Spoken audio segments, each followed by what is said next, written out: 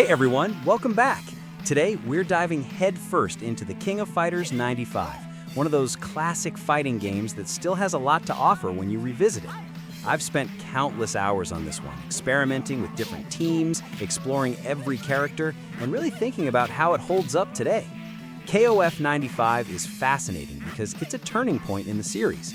Compared to the original, this game really expanded what you could do with team selection. The ability to mix and match characters across different teams completely changed the strategy, and for me, that was where the fun started. Suddenly, it wasn't just about picking your favorite 3 characters, but about how those 3 worked together. You could try wild combinations, counter certain opponents, and create teams that fit your personal style, which is something I didn't appreciate fully when I first played it, but now feels like one of the game's strongest features. Graphically, the game has that classic Neo Geo charm. The sprites are detailed, the animations are fluid, and while it's clearly from an older generation, it still holds up in a way that feels intentional. There's personality in every movement, from Kyo's precise punches to Benimaru's flashy kicks, and even the background stages feel alive, with subtle details that make each fight feel distinct. Playing it today, it doesn't feel outdated to me. It feels purposeful. There's a level of polish here that you don't always see in other games from the same era, and I find myself appreciating those little touches more now than I did when I was younger. The gameplay itself is tight and responsive, which is something I always notice when revisiting older fighters. The controls are precise, and the game rewards timing, positioning, and strategy.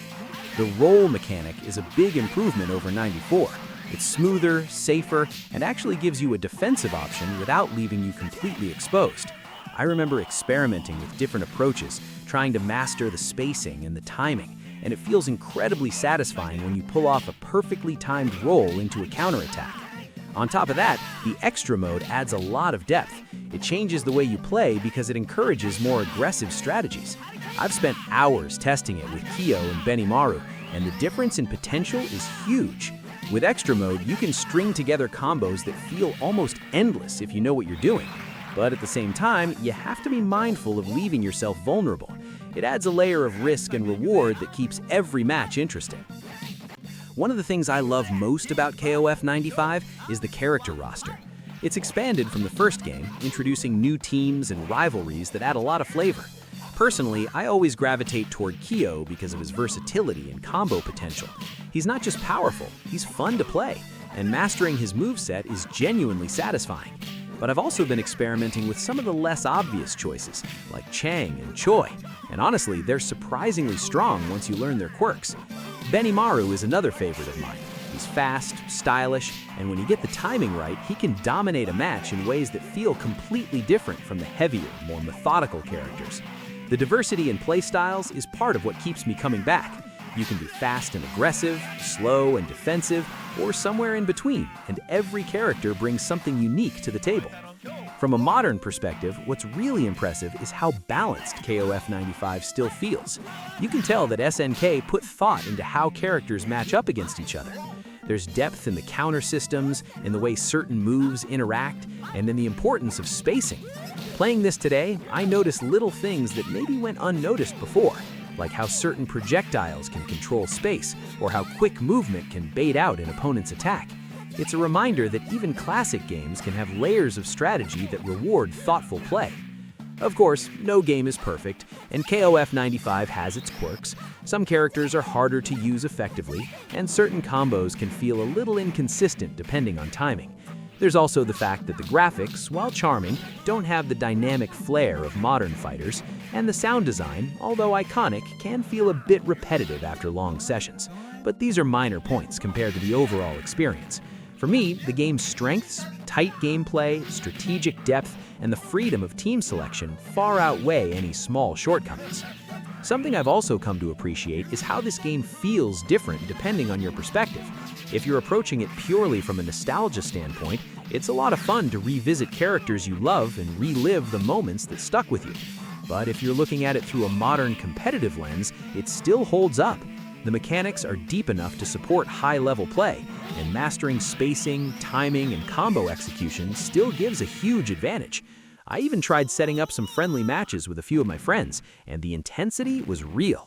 It's one of those games that bridges generations. You can enjoy it casually or really dig into the technical side, and it works both ways.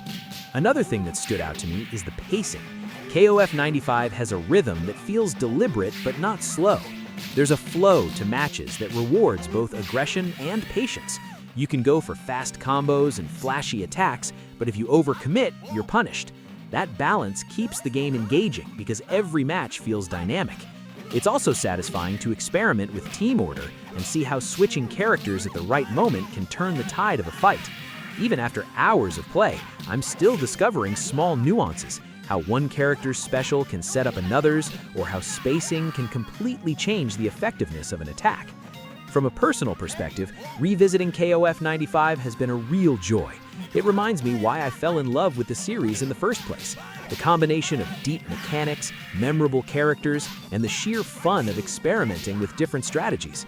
It's a game that rewards both practice and creativity. I've found myself lost in long sessions, trying new team combinations, discovering interactions I hadn't noticed before, and just enjoying the pure flow of gameplay.